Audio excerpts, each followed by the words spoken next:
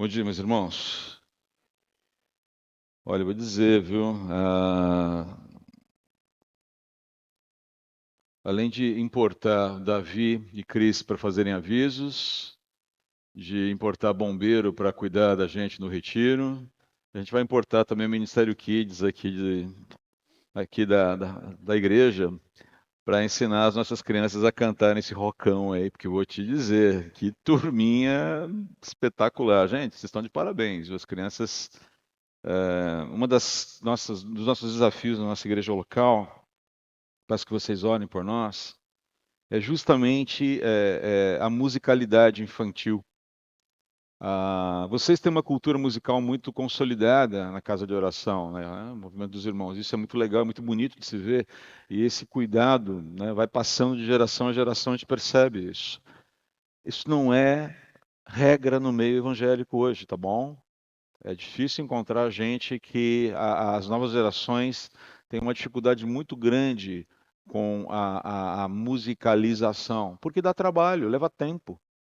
E essa construção de aprender um instrumento, de aprender a tocar, exige uma resiliência que as novas gerações não têm muita paciência para ter. A molecada quer ser DJ, mas não quer aprender a tocar um instrumento musical, né? A gente tem esse desafio. Orem por nós, porque essa é uma meta que nós temos como igreja ali. Então, se a gente puder, a gente importa a banda, a gente importa o Davi. Se a gente pudesse, a gente importava vocês todos para lá. Aí ficava mais fácil, levava todo mundo lá. Ou fica mais fácil, de repente, a gente vir para cá, eu não sei. Essa questão vai ser resolvida no céu com o santo ajuntamento. Até lá, que o Senhor nos dê graça, não é verdade? Muito bem, queria aqui só retomar o nosso tema principal, o DNA da nossa identidade, a composição de quem fomos, né, justificados para amar. E eu fiz algumas perguntas, quero retomar sempre as perguntas, você vai perceber que eu sempre faço uma pequena revisão no começo para a gente só relembrar e seguir em frente aqui, tá bom? A pergunta que está nos guiando nesses dias aqui, que Romanos 12 responde, é: como viver o amor para o qual nós somos chamados? Se somos justificados para viver, precisamos lutar contra o egoísmo. Como viver esse amor na prática? E o que nós estamos vendo aqui, a nossa proposição desde o começo, é que Romanos 12 responde essa pergunta. Paulo nos dá caminhos muito práticos, o Senhor nos dá caminhos muito práticos, através do apóstolo Paulo ali em Romanos, capítulo 12. Como amar a Deus, como amar o próximo? Romanos 12 está respondendo essa pergunta. Vimos, precisamos identificar as nossas disposições ao egoísmo. Todos nós lutamos com o egoísmo, em maior ou menor grau. Enfim, a gente já viu essa questão. Vimos que o egoísmo ele tem o seu outro lado da moeda, que é a falta de amor a Deus e a falta de amor ao próximo. Nós, por conta de um amor excessivo por nós mesmos, e uma vez que nós nos engajamos nessa luta de bater de frente com o egoísmo e lutar na força que o Senhor nos dá, esses espaços do coração começam a se abrir para o amor ao Senhor e ao amor ao próximo, e as práticas disso, a prática desse amor, está bastante colocada aqui para a gente em Romanos 12. Com licença, eu preciso só beber uma aguinha aqui. Muito bem. Nós vimos no nosso primeiro encontro, que a nossa justificação implica consagração ao Senhor. Trabalhamos os dois primeiros versículos de Romanos. E hoje eu quero ver com vocês, nos versículos 3 a 8, um outro movimento do amor. A nossa justificação implica discernirmos a nós mesmos e servirmos com humildade. Nossa justificação implica discernir-se e servir com humildade. Essa é a ideia aqui. Agora, entenda, tudo que nós vamos ver a partir do versículo 3 precisa da fundamentação da obediência a Romanos 12, 1 e 2. Se o primeiro movimento não for em direção a Deus, não adianta você se aplicar no que vem na sequência, porque não vai ter fundamento, não vai ter lastro, não vai ter eco, ok? Então é por isso que Paulo está fazendo esse movimento aqui. Ele é crescente e ele tem um fundamento, e o fundamento é a nossa relação com Deus. Eu preciso me relacionar primeiro com Deus, para poder, primeiro, a relação tem que ser vertical. E essa relação vertical, ela é vivida plenamente, de fato, se ela é espelhada nas relações horizontais. Essa é a ideia. Tá bom? Vamos ler então, capítulo 12, versículos 3 a 8. Por favor, abra a sua Bíblia. Se você estiver com uma Bíblia em formato eletrônico, ligue a sua Bíblia, seu device, alguma coisa do tipo. Nós vamos agora ler a palavra do Senhor. Versículos 3 a 8. Com base na graça que recebi, dou a cada um de vocês a seguinte advertência. Ou seja, ele está fazendo um alerta aqui solene. Não se considerem melhores do que realmente são. Antes, sejam honestos em sua autoavaliação, medindo-se de acordo com a fé que Deus nos deu. Da mesma forma que nosso corpo tem vários membros, percebam, os assuntos estão interligados aqui. Da mesma forma que nosso corpo tem vários membros e cada membro uma função específica, assim é também com o corpo de Cristo. Somos membros diferentes do mesmo corpo e todos pertencemos uns aos outros. Deus, em sua graça, nos concedeu diferentes dons. Portanto, se você tiver a capacidade de profetizar, faça-o de acordo com a proporção da fé que recebeu. Se tiver o dom de servir, sirva com dedicação. Se for mestre, ensine bem. Se seu dom consistir em encorajar pessoas, encoraje-as. Se for o dom de contribuir, dê com generosidade. Se for o de exercer liderança, lidere de forma responsável. E se for o de demonstrar misericórdia, pratique-o com alegria. O que nós estamos vendo aqui são os movimentos que, ok, a partir do momento que eu começo a entender quem eu sou, qual deve ser a minha relação com Deus, esse movimento de consagração, o que essa relação com Deus, de entender quem Deus é, entender quem eu sou, revela sobre mim. Eu começo a me entender como pessoa, eu começo a entender quem eu sou dentro dessa ordem da criação. Eu começo a entender o tamanho da minha estatura. O que eu tenho, o que me falta, o que eu preciso, enfim, eu começo a entender quem eu sou dentro da realidade criada por Deus. Opa, escapou aqui, voltou. Mas o que Paulo está dizendo aqui é que o crente justificado, ele deve servir com humildade no corpo de Cristo. O segundo movimento de amor aqui é desse eu que discerne a si mesmo com humildade, é caracterizado por humildade e uma disposição de participação na vida comunitária, na vida da família da fé. Cada um de nós aqui tem uma característica. Olhe para o lado. Até os gêmeos. Tem uma família com gêmeos aqui. Quem são? Saíram agora. Como é o nome dos meninos? Nicolas e Anthony. O Nicolas e o Anthony. Onde é que estão os pais do Nicolas e o Anthony aqui? Você também, Davi? Quem é o teu gêmeo? O Emerson. Pô, mas tá cheio de gêmeos aqui, gente. Mas o fato é que se você pegar o Nicolas e o Anthony, o Davi, o irmão dele, o Emerson, o irmão, enfim, tá? Irmã, se você pegar os gêmeos, mesmo os gêmeos univitelinos, para nós, se eu pego um e pego o outro, eu olho e falo, são iguais. Mas o nome do pai do Nicolas e do Anthony, desculpe, meu irmão? Erivelton.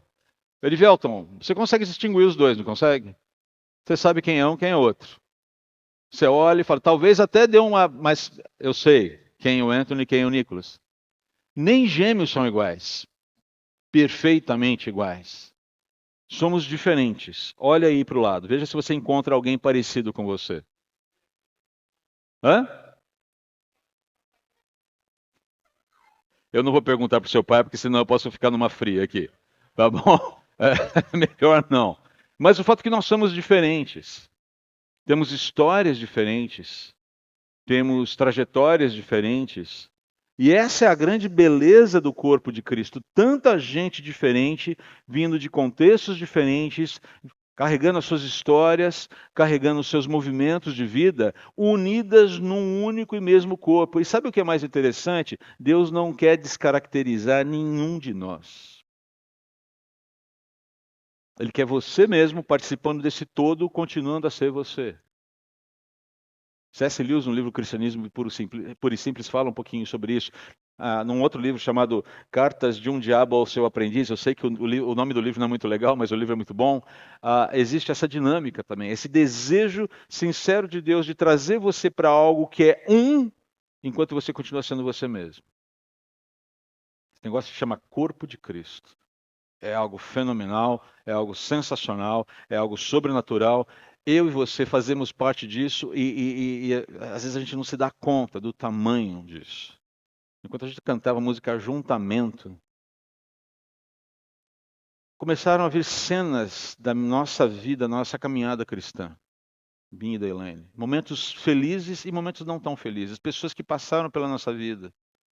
Pessoas que deixaram impressões muito fortes e muito preciosas e pessoas que também nos machucaram e que fazem parte da família da fé.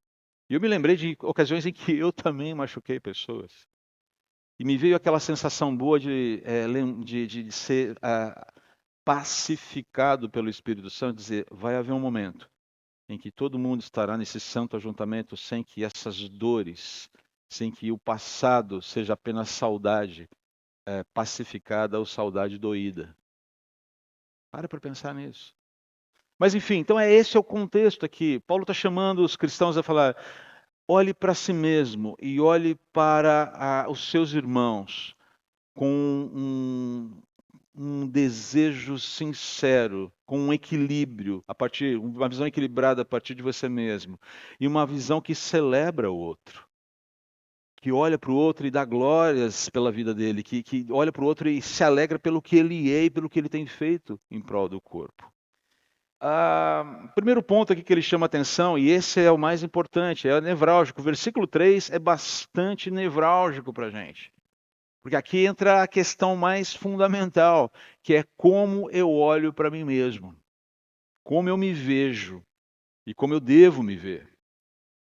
Eu não me devo ver inferior àquilo que Deus me fez, mas eu também não me devo me ver superior. E a gente tende a ser um pouco exagerado em relação aos nossos predicados. A gente tende. A gente gosta de sempre apresentar uma versão melhorada da gente mesmo. Um amigo uma vez falou uma frase que eu achei muito interessante. Falou, olha, entenda o seguinte, todo mundo é mais inteligente do que pensa que é. Só que a gente é inteligente num nível, deixa eu reformular aqui porque vai ficar confuso do jeito que eu estava falando.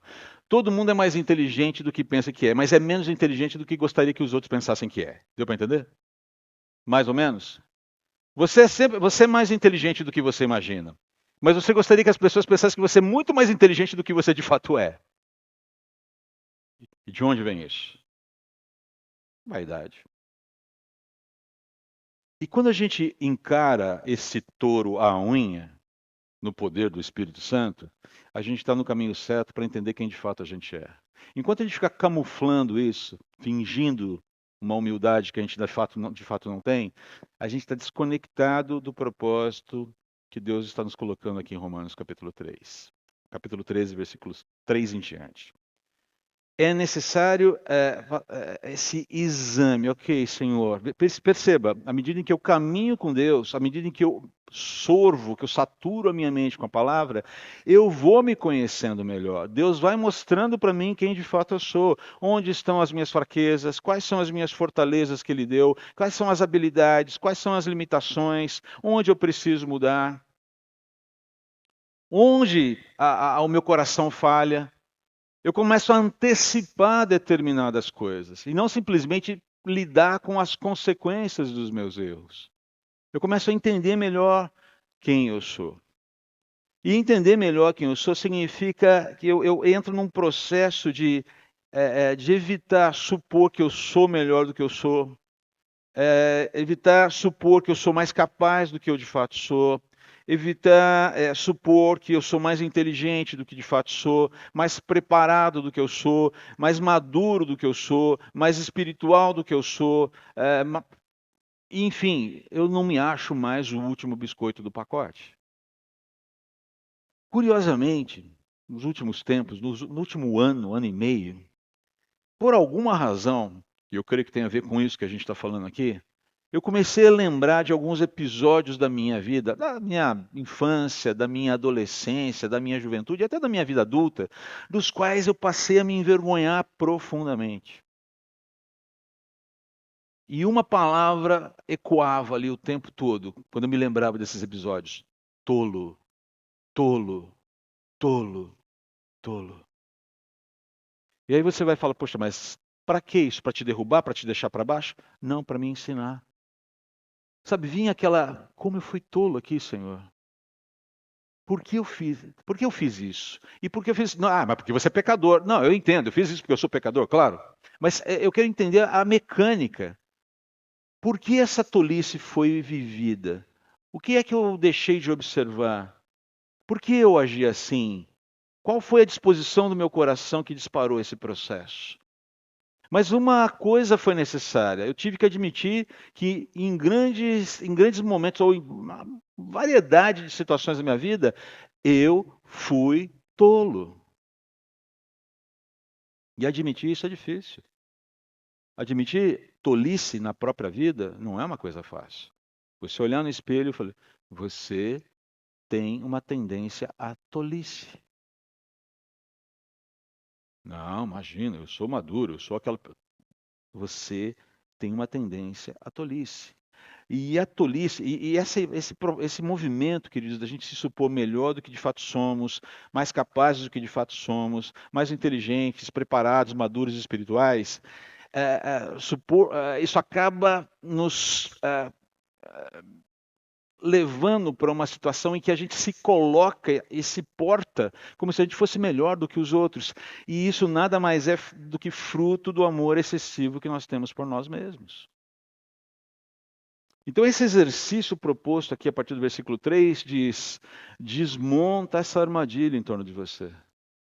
Desmonta essa armadilha no seu coração. Porque se você não for honesto na sua conversa com Deus, Deus já sabe quem a gente é, concorda? Tem alguma coisa oculta sobre você perante o Senhor? Sim ou não? Ele já sabe quem você é. A gente é que tenta dourar um pouco a pílula com a gente mesmo às vezes. Não é pegar pesado com você mesmo desnecessariamente, é ser honesto. Honestidade. Senhor, eu sou tolo nisso aqui. Senhor, eu tenho sido tolo na minha busca pelo sucesso. Senhor, eu tenho sido tolo na minha busca pela felicidade. Senhor, eu tenho sido tolo na forma como eu quero educar os meus filhos, ou quero cuidar dos meus filhos, quero proteger os meus filhos, de forma tal a que eles me pertençam para o resto da vida. Senhor, eu tenho sido tolo na forma como eu olho as minhas responsabilidades ministeriais. Não estou acusando ninguém aqui, por favor, estou falando de uma forma geral. A tolice, até mesmo na vida de quem pastoreia, na vida de quem está à frente do ministério, eu tenho sido tolo na vaidade na hora de me apresentar dentro de uma peça musical, um teatro, uma aula, uma pregação, seja lá o que for. Percebe? Uma oração que eu sempre faço antes de subir para o púlpito, assim, ó, santifica as minhas motivações, por favor. Porque eu me conheço o suficiente para saber que se eu não subir com a motivação correta ali, eu tenho uma tendência a estragar tudo. Se alguém me cumprimenta depois do culto, e fala assim: olha, a glória você dá a Deus, tá? Se funcionou, se falou ao teu coração, fale com Deus. Mas se tiver algum problema, fale comigo, porque o erro é meu mesmo. Porque é assim que tem que ser. Franqueza, honestidade. Então, o que Paulo está falando aqui é que nós devemos buscar um conceito equilibrado sobre nós mesmos. Nem mais, nem menos. O pensamento sobre nós deve ser são, o pensamento deve ser saudável, deve ser um pensamento equilibrado, deve ser um pensamento ponderado, nem além, nem a quem. considerando a inteligência que Deus nos deu, a capacidade que Deus nos deu, a preparação que Ele nos dá, qual é o nosso nível de maturidade, como é que a nossa espiritualidade está sendo vivida, se ela está vivida segundo a proporção da fé que Ele nos deu. Ou seja, o que significa isso? Onde Ele nos colocou, com as capacidades que Ele nos deu, com as habilidades que temos recebido dEle.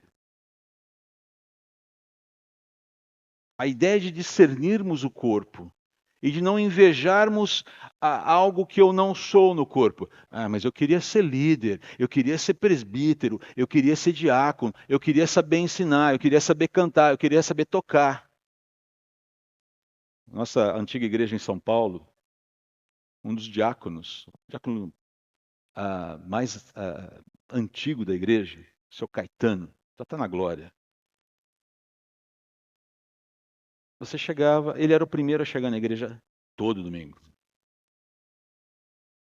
E o Caetano não era uma pessoa do ensino, não era uma pessoa que tinha uma palavra poderosa, por assim dizer, não fazia orações homéricas, era uma pessoa simples, tinha uma dicção até um pouquinho difícil, mas era uma pessoa muito simples e sábia na sua forma de viver a vida. Mas sabe uma coisa que eu sempre admirava no Caetano?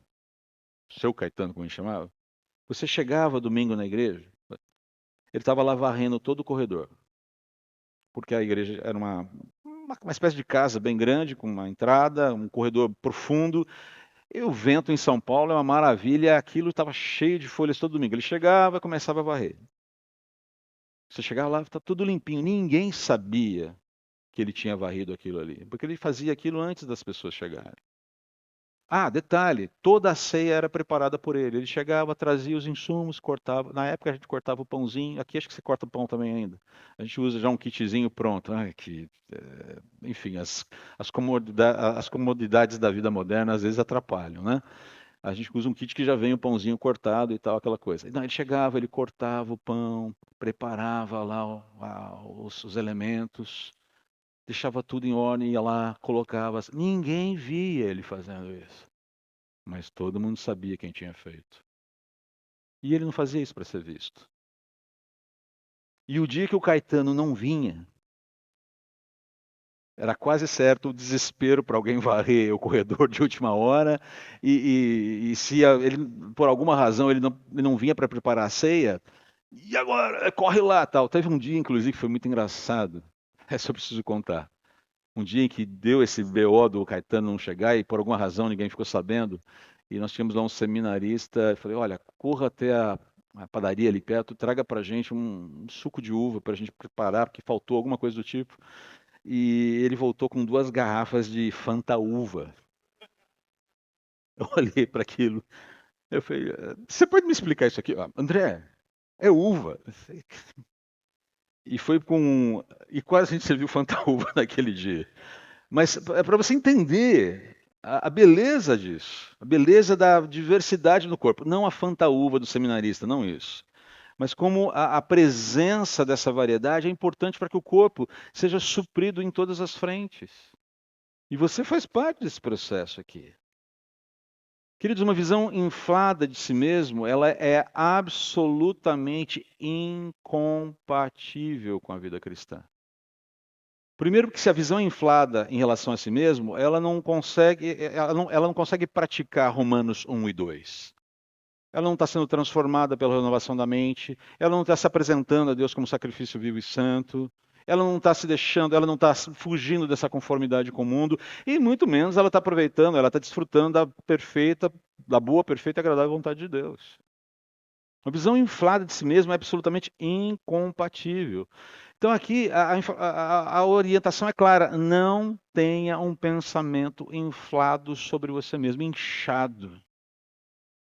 André, como é que eu faço isso? Comece a conversar com Deus sobre quem você é. Comece a buscar pessoas. Eu não sei se você tem um discipulador, alguém que anda com você, mas comece a conversar com pessoas que são mais maduras do que você na fé, que te conhecem bem, ou que estão dispostas a conhecer você e a caminhar com você, para te ajudar a se discernir. Isso é maturidade, viu? Não, imagina, eu já estou na igreja há 45 anos. E daí? Eu conheço crente que esquenta banco há 50 anos, que é mais imaturo do que gente nova na fé com 2 anos de conversão.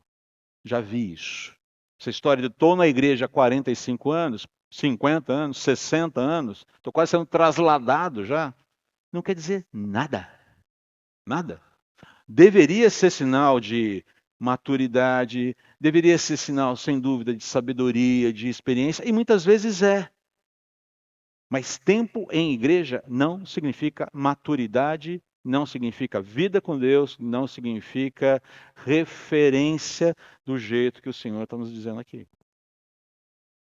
Ok? A humildade, essa disposição de se ler como se de fato, como você de fato é, e ser transformado pelo Senhor é essencial para a gente aqui. Paulo está usando aqui um jogo de palavras com as diversas formas do verbo pensar no grego. Eu não vou entrar nesse mérito aqui, mas a ideia é que ele falou, olha, o que ele quer enfatizar aqui é que o orgulho humano é errado. Se você nutre um orgulho sobre quem você é, sobre as habilidades que você tem, sobre quem você, a posição que você ocupa dentro do corpo, isso está equivocado, está errado. Eu não estou aqui debaixo de orgulho, eu estou aqui debaixo de responsabilidade. Falar da parte de Deus é algo muito sério. Eu tremo cada vez que eu vou à frente para falar. É uma responsabilidade muito grande, porque é uma forma de servir o corpo. E eu preciso fazer esse serviço com cuidado, com zelo. Se eu falo da parte de Deus, eu tenho que falar com precisão. Eu preciso apontar para Cristo, eu preciso apontar para a graça, eu preciso apontar e dizer, olha, existe solução, a instrução de Deus é essa, volte os seus olhos para Ele, caminhe com Ele. O foco não sou eu, o foco não é o meu ministério, o foco não é sair daqui sendo bem falado, o foco não é esse. Assim como quem canta, não canta para si, quem toca, não toca para si, quem se apresenta, não se apresenta para si. Nós exaltamos o Senhor, nós apontamos para Ele. Essa é a ideia aqui. E como resultado desse pensar equilibrado, cada cristão, portanto, deve ter esse senso apropriado de humildade. Ele deve nutrir essa. Humildade não é ser simplesinho, bobinho, tolinho. Humildade é ter essa percepção de qual é quem eu sou e quem eu sou dentro do corpo. Até porque as habilidades que eu tenho, as habilidades que eu exerço dentro do corpo são dadas pelo Senhor Jesus. É Ele quem me fornece, é Ele quem me presenteia com essas habilidades para abençoar o corpo. E a consciência ah, de que eu necessito dele, de que eu dependo dele, de que necessito do meu irmão para ser corpo, ah, é essencial para que a vida cristã seja uma vida saudável. Eu preciso do meu irmão, eu preciso de você na minha vida, porque sozinho eu sou incompleto. Eu não vivo a vida cristã sozinho. E uma das coisas mais interessantes não, estranhas, é que depois da Covid, muita gente passou a viver vida cristã no isolamento da sua casa, assistindo o culto pela internet. O sujeito assiste 6 cultos num domingo. Ele assiste o culto da igreja A, igreja B, igreja C, D, faz um salamaleque teológico lá. Eu não sei como é que consegue sobreviver assim. Gasta 6 horas, 7 horas assistindo cultos no domingo, no sábado, assiste culto em todas as igrejas, mas não põe os pés na igreja, não serve, não troca, não vive junto, não caminha junto, não come 1 quilo de sal junto, não sofre junto, não se alegra junto, não se permite ser pastoreado, não se permite ser admoestado, não se permite ser desafiado, mas acha que está tudo bem, porque com Cristo no barco tudo vai muito bem, e vai mesmo, mas você está sozinho no barco, amigo. Uma das coisas que nós fazemos, nós transmitimos o nosso culto pela internet, e recentemente eu até acho que soltou de novo, né? Voltou? Voltou. Não vou mexer mais aqui do computador. Tem alguma. A gente sempre transmite o culto pela internet. E tem um número de pessoas que nos seguem pela internet, mas aquilo sempre me incomoda um pouco. E sempre que nós damos as boas-vindas no domingo pela manhã, e eu direciono a palavra a quem nos acompanha pela internet, eu falo assim, eu quero exortar você, eu quero encorajar você a que procure uma igreja local. Obrigado por nos assistir, obrigado por estar nos acompanhando. Se você pode, porque muita gente não pode por questões de saúde, mas se você pode, esteja numa igreja local. Permita-se ser abençoado com a comunhão dos santos e abençoe a vida de outros com a sua vida. Ninguém vive o cristianismo no isolamento, mas para viver o cristianismo em comunidade, esse exercício de saber quem eu sou é essencial, absolutamente essencial. E aí nós chegamos na sequência aqui e a gente percebe como Deus está tão interessado nessa construção de uma comunidade que se edifica mutuamente, que Ele vai prover meios para que nós vivamos juntos. Você já passou por esse texto, provavelmente. Deve ter estudo de dons na igreja. Não sei se vocês já passaram por isso. Esse aqui, Romanos é uma carta normativa, então basicamente o que Paulo está falando aqui são os dons, a estrutura de dons básicos que Deus fornece para os crentes para que haja o quê? Um cuidado mútuo, para que a igreja ande adequadamente. Vários talentos, várias pessoas se mobilizaram para que esse retiro acontecesse. Não foi assim? Houve uma administração, houve todo um cuidado de organização. Você chegou aqui, as coisas estavam no lugar. Ontem tivemos aqui o Davi lendo todas aquelas orientações.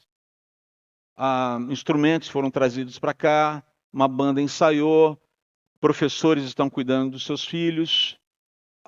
Todo um cuidado com a questão de quem vai fazer o estudo, como vai ministrar o tema, enfim. Há todo um processo. Isso aqui não aconteceu do nada. Ninguém despertou na sexta-feira, dizendo, vamos fazer um retiro nesse final de semana e está tudo certo, Deus vai nos abençoar, a gente vai lá, vai acontecer tudo bonitinho. Não, houve o quê? Todo um preparo. Isso é corpo trabalhando. Pessoas estiveram envolvidas aqui. Então a ideia que Paulo está falando aqui, nós devemos apreciar essa diversidade do corpo, porque essa diversidade do corpo é uma dádiva de Deus para o nosso bem. Dá um exemplo aqui. Acho que você já percebeu. Baseado no que eu vou falar agora, vai ficar mais claro. Eu tenho um dom que o Senhor me deu. Na verdade, a gente sempre tem um acompanhado de um segundo ali. O meu é profecia e ensino. A hora que eu for explicar, você vai entender. De fato, isso é profecia e ensino. São dois dons conjugados. O da minha esposa é serviço e misericórdia. Graças a Deus por isso.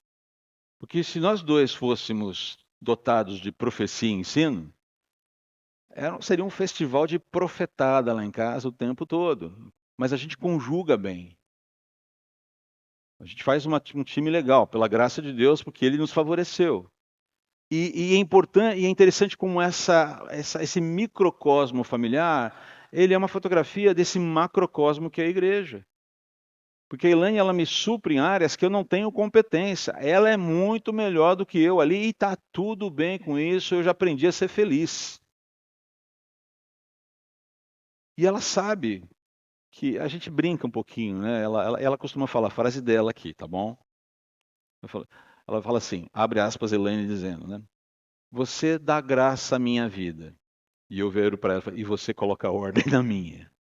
Funciona assim. Essa é a dinâmica, essa tem um pouquinho a ver com o que a igreja pode ser. Afinal de contas, já vivemos uma pequena fração do corpo de Cristo dentro do nosso próprio lar. É assim que funciona.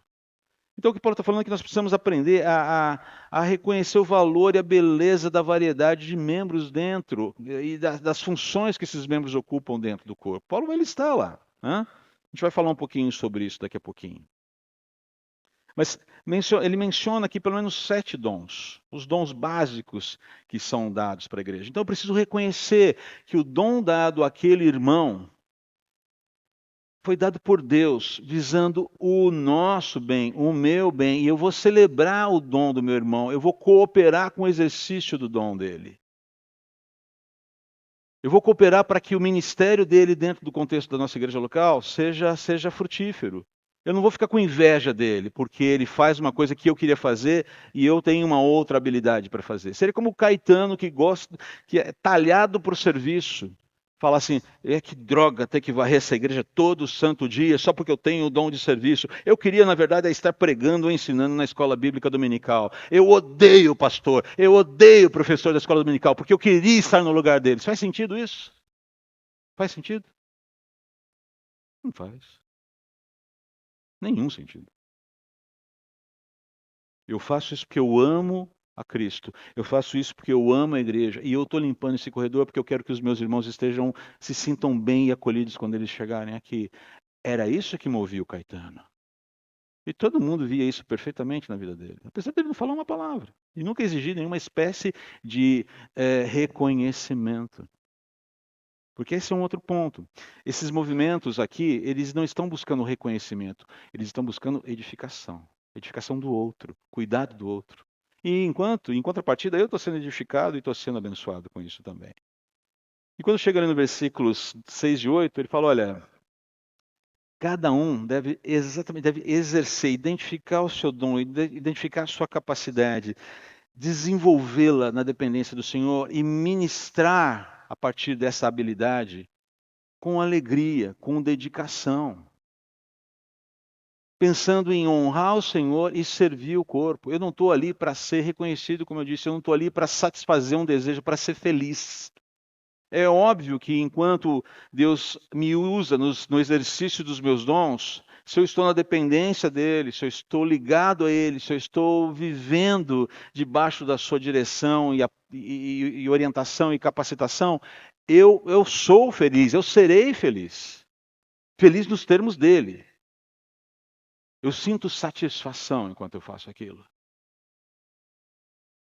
Uma das coisas que a Elaine brinca muito comigo, fala, olha, não me coloque na linha, me deixe nos bastidores. Você quer ver a Elaine feliz, é deixá-la trabalhando nos bastidores. Ela gosta desse trabalho que ninguém vê.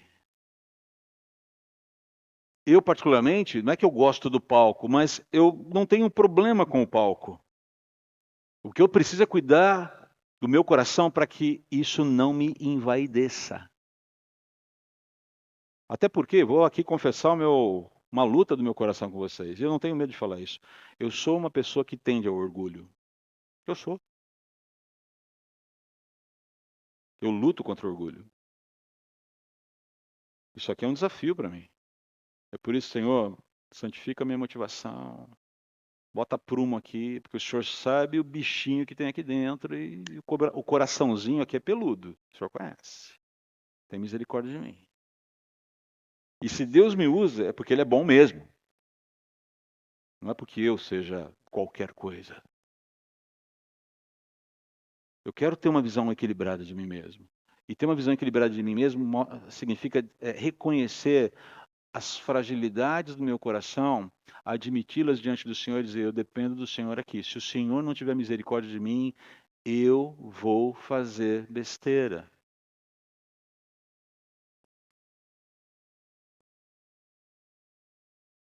Cada vez que eu bato na mesa, ele desarma. Não vou bater mais aqui. Não vou bater mais. Italianos são terríveis, né? A gente fala muito com as mãos, a gente gesticula e tal. Mas percebem? Essa é a questão aqui. Paulo vai dar aqui a lista de dons na sequência. Basicamente, ele mostra que ele ensina para a gente, né? Se você nunca viu esse texto, preste atenção porque ele é muito importante. Porque essas habilidades estão dadas para toda a comunidade cristã. Eles estão ali a serviço para que a comunidade cresça, para que ela seja edificada. Então, falei aqui da profecia. Profecia não é predizer o futuro. O conceito de profecia aqui ele é mais amplo e ele é mais bonito até. Ele diz respeito a falar da parte de Deus a quem Deus endereça a palavra. Então tem a ver com falar aquilo que Deus revelou e não falar aquilo que eu quero falar. Tem muita gente que gosta de buscar revelações extra-bíblicas por aí, né? Eu lembro de um pastor conhecido nosso, reverendo Vassílios Constantinides, foi presidente da APEC, não sei quantos de vocês já ouviram falar dele. E ele disse que uma vez ele foi chamado para... Ele conhece muita gente, conhece diversas igrejas, e uma vez ele foi chamado para participar de uma reunião de oração na casa de um dos mantenedores dele.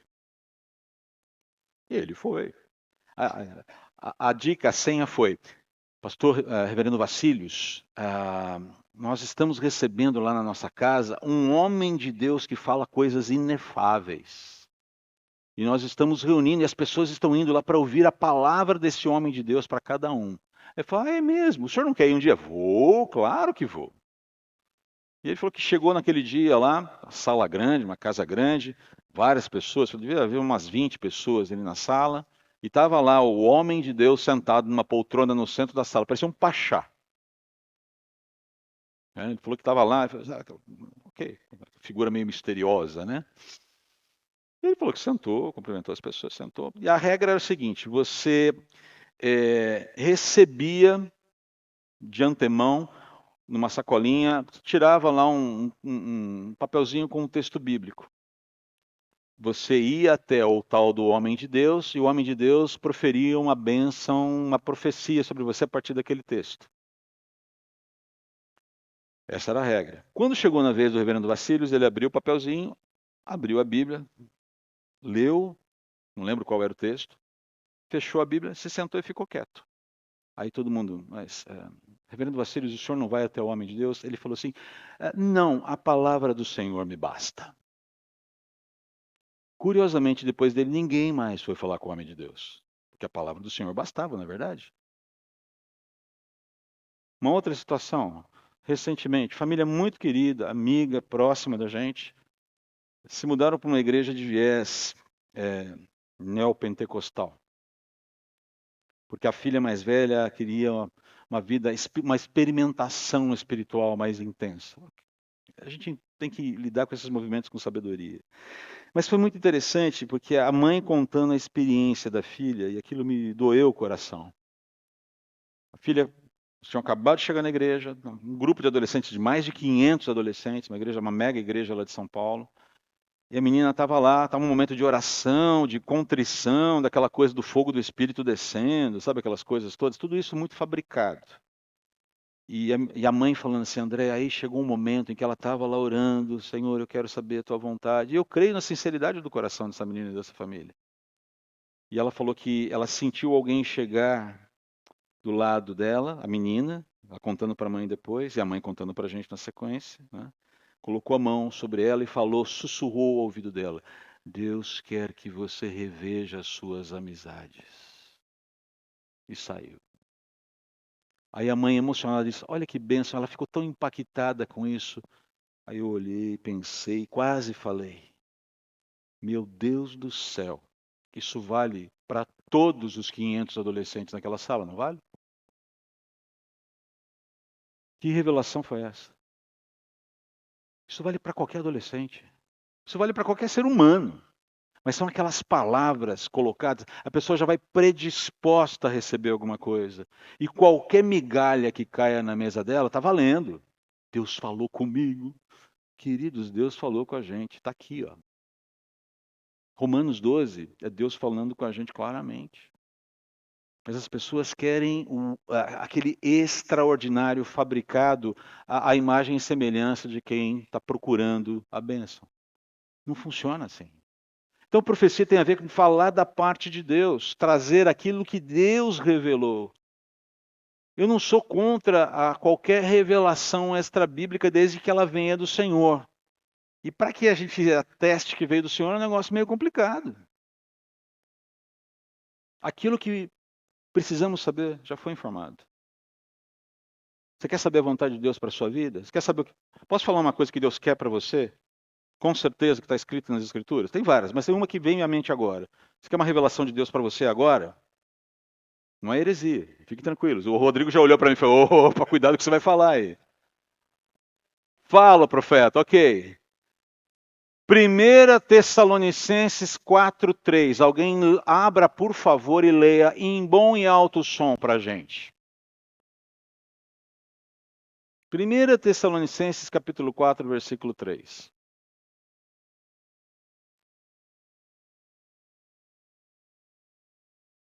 Vontade de Deus. Você quer saber a vontade de Deus para você? Está aí, ó, 1 Tessalonicenses capítulo 4, versículo 3. A vontade de Deus é que vocês sejam santificados, que vocês se dediquem a Ele, consagrem-se a Ele. Portanto, afastem-se de toda espécie de imoralidade sexual. Ah, está falando para solteiros, né? Para gente que eventualmente pode fazer coisas erradas antes do casamento. Não, está falando para qualquer um, em qualquer momento da vida, em qualquer idade, homens e mulheres. Estou sem meu celular aqui. Essa telinha chamada celular é perigosa, você sabe disso. E uma das coisas que eu quero dizer para você é que eu não presumo que homens e mulheres sentados aqui, e eu faço isso no temor de Deus e sem qualquer espécie de julgamento, mas eu não discuto, eu não duvido que você tenha problemas sérios. Alguns aqui tenham problemas sérios com questões relativas à imoralidade sexual a partir do seu próprio celular. Não estou acusando você, estou dizendo que essa luta existe e nós precisamos ser honestos ao lidar com essas lutas. Homens precisam se ajudar com isso.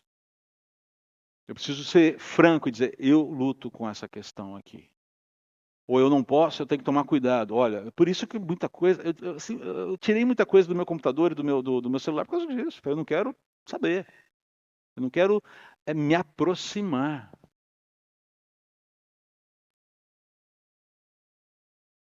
Nós precisamos ser honestos com relação a isso.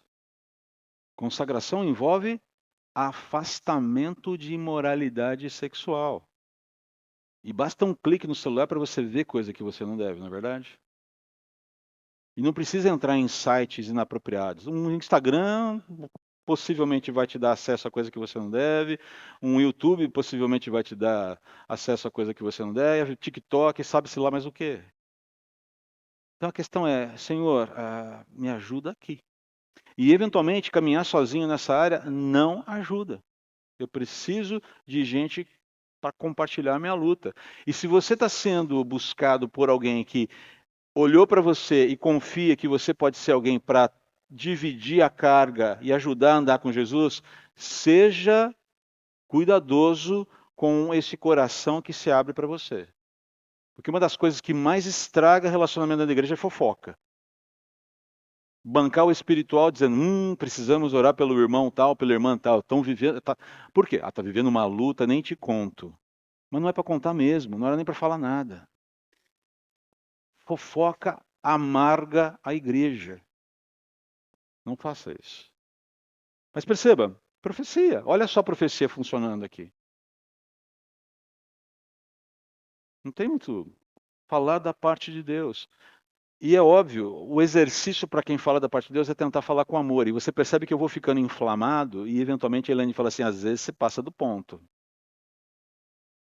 Eu preciso sempre tomar muito cuidado, porque às vezes eu passo do ponto.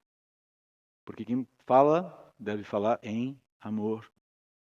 E a preocupação não é simplesmente em falar o que deve ser feito, mas é entenda como isso é importante para o seu viver e a sua caminhada com Jesus. Mas vamos em frente aqui. Olha lá, serviço. Suprir praticamente uma necessidade do corpo. Há uma necessidade, eu vou lá e faço. Eu vejo a necessidade, eu não fico ali procurando, eu não ignoro, eu não fico procurando quem possa fazer, eu vou lá e faço.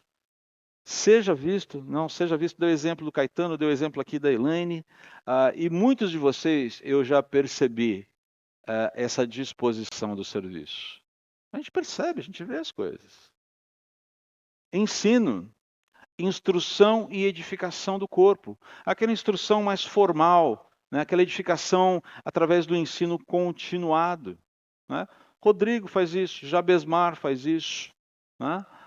Eu não conheço os outros para dizer quem mais está envolvido com o ensino da igreja. As nossas queridas professoras aqui do Ministério Infantil fazem isso. Ensino, essa disposição de ensinar. Exortação, essa confrontação com a verdade e o amor. É aquela confrontação que joga luz no problema, mas também já direciona para alguma situação. Contribuição, suprir financeiramente necessidades do corpo. Então quer dizer que só quem tem o dom de contribuição é que tem que dar o dízimo? Não, não é isso que a gente está falando.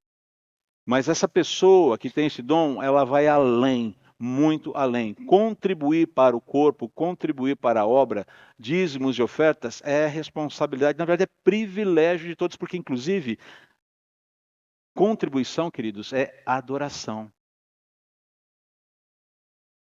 Dizimar é adorar, ofertar é adorar. Mas aqui a gente está falando daquelas pessoas que Deus prepara com uma visão mais ampla, com uma generosidade que vai além.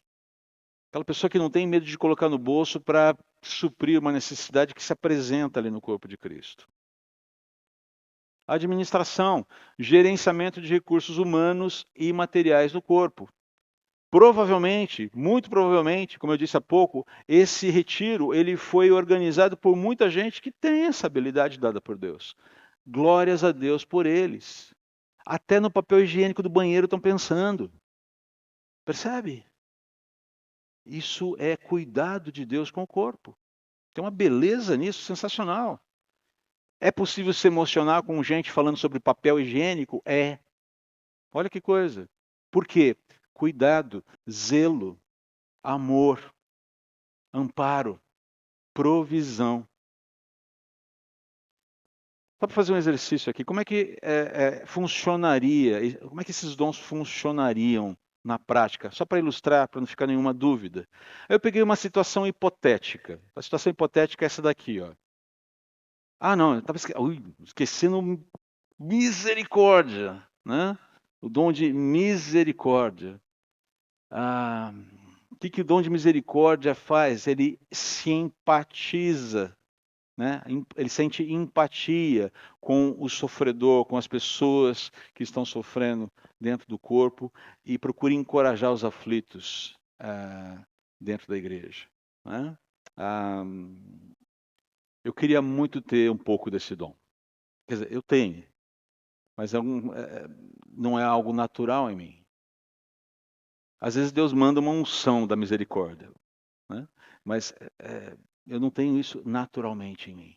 Eu vou olha, a questão tal, praticidade, aquela praticidade que precisa ser regada com muito amor.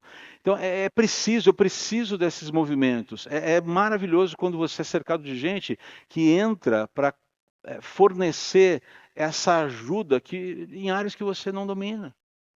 Como é importante. Muitas vezes a Elaine e eu aconselhamos pessoas juntos.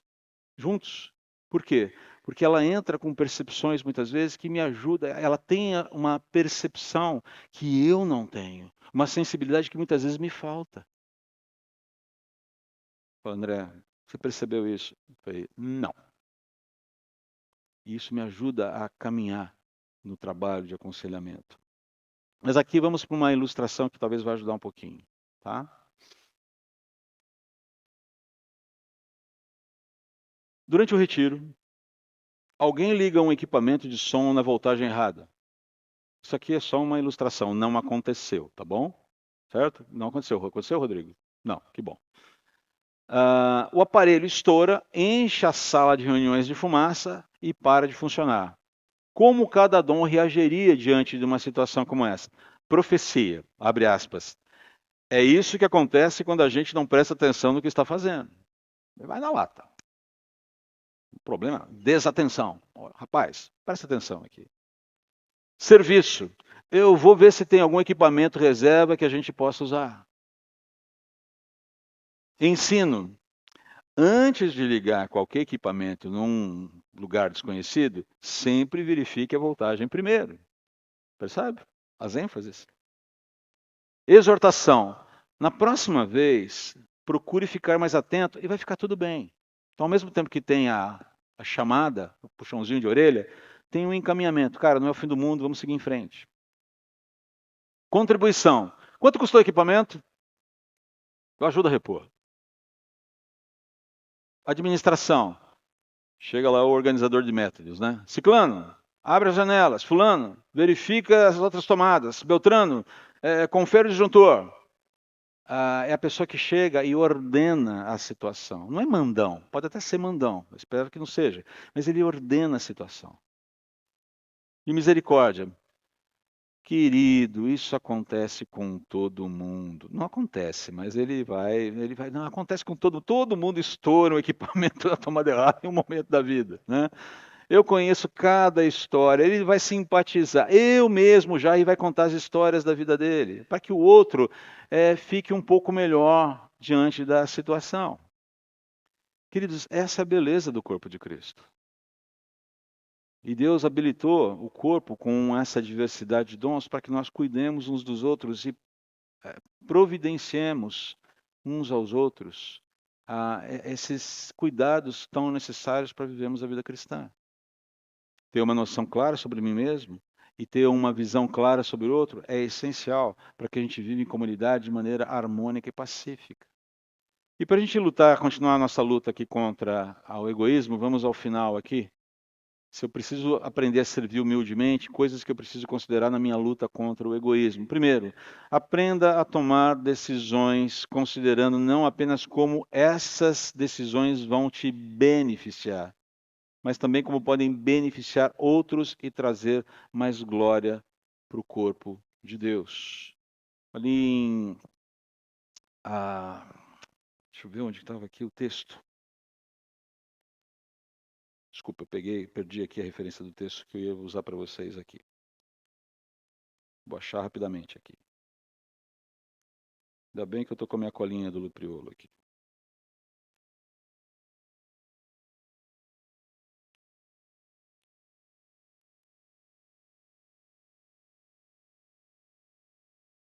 Isso.